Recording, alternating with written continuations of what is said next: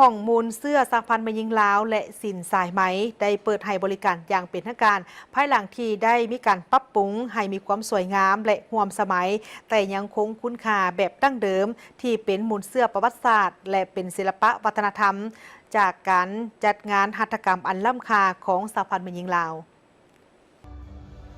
พิธีเปิดห้องมูลเสื้อสหพันธ์แม่หญิงลาวและสินสายใหม่ได้มีขึ้นในเมื่อวันที่17 กรกฎาคม 2026ภายใต้การเป็นประธานของทานนางอาลีวงศ์นอบุญธรรมประธานคณะบริหารงานศูนย์กลางสหพันธ์แม่หญิงลาวเป็นเกียรติเข้าร่วมโดยมีศาสตราจารย์ปริญญาเอกกีแก้วไข่คำพิทูลประธานศูนย์กลางแนวเราสร้างชาติผู้ชี้นำองค์การจัดตั้งมหาชนมีบรรดาการนำภาครัฐภรรยาการนำองค์การจัดตั้งมหาชนคณะประธานอดีตคณะประธานศูนย์กลางสหพันธ์แม่หญิงลาวบรรดาท่านทูตตาดุทูตองค์การจัดตั้งสากลและน้องแม่หญิงเข้าร่วม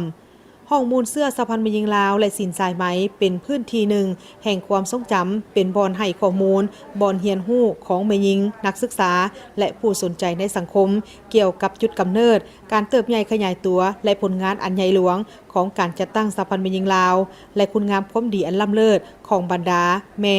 ป้าน้าอาพนักงานอาวุโสบำนาญสมาชิกสหพันธ์แม่หญิงและแม่หญิงลาวบรรดาเผ่าในภารกิจต่อสู้ปลดปล่อยชาติและภารกิจปกปักรักษาพัฒนาประเทศชาติภายใต้การชี้นำพาของพรรคและรัฐบาลเพื่อปรับปรุงสถานที่ให้ดีขึ้นศูนย์กลางสหพันธ์แม่หญิงลาวได้ร่วมกับทางบริษัท CNP การค้าขาเข้าขาออกจำกัดผู้เดียวมาเป็นคู่ร่วมพัฒนาเวียกงานปรับปรุงสินสายใหม่และห้องมูลเสื้อสหพันธ์แม่หญิงลาวแห่งนี้ให้มีความสวยงามท่านนางเจนภาวงศ์สมรภูมิประธานบริษัท CNP การค้าขาเข้าขาออกจำกัดผู้เดียวได้กล่าวว่าเริ่มแต่ปี 2024 โดยได้รับโอกาสจากทางศูนย์กลางสหพันธ์แม่หญิงลาวเฮ็ดดีให้บริษัท CNP เข้ามาเป็นคู่ร่วมพัฒนาเวียกงานปรับปรุงสินสายไหมและห้องมูลเสื้อสหพันธ์แม่หญิงลาวแห่งนี้อาคารทั้ง3หลังของสหพันธ์แม่หญิงลาวได้ออกแบบให้มี5กิจกรรมหลัก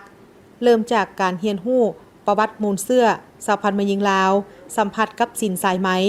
สมศิลปะใส่พื้นที่เฮ็ดเวียกและปิดท้ายด้วยการพบปะในบรรยากาศของกาแฟและอาหาร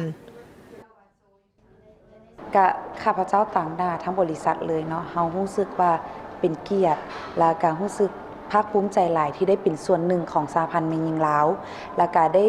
ผลักดันสุขยู่และก็สร้างความเข้มแข็งให้กับสหพันธ์แม่หญิงลาวเฮาแล้วก็ยังอนุรักษ์วัฒนธรรมลาวเฮาสืบต่อไปให้คนรุ่นหลังได้จื้อจำแล้วก็สืบต่อขยายหลักๆแล้วเนาะการเปิดทั้ง3อาคารนี้เพื่อ1แม่นเฮาได้นำหันวางแสดงหอมูลเสื้อสหพันธ์แม่หญิงลาวอันนี้เป็นหัวใจหลักของอาคารหรือว่าของสถานที่นี้และต่อมาแม่นสินสายไหมซึ่งเป็นการวางแสดงผ้าไหมลวดลายลาวและเป็นฝีมือของแม่หญิงลาวพวกเฮานี้โดยแล้วก็มีผ้าไหมระดับเกือบ100 ปีก็ยังพวกเขายังรักษาไว้ในสถานที่แห่งนี้เจ้าและสถานที่แห่งนี้จะเป็นสถานที่ที่อยู่ใจกลางเมืองพร้อมกับเรียนรู้ประวัติความเป็นมาของแม่หญิงลาวเฮาและรวมถึงสหพันธ์แม่หญิงเฮาที่ได้ก่อตั้งขึ้นมาเจ้า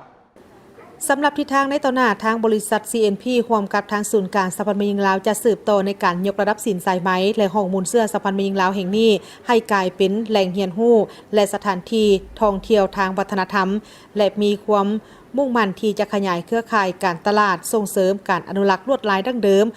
ควบคู่ไปกับการพัฒนาคุณภาพผลิตภัณฑ์ที่ตอบโจทย์ของความต้องการของตลาดแต่ยังคงรักษาไว้ซึ่งจิตวิญญาณของชาติลาวอย่างครบถ้วน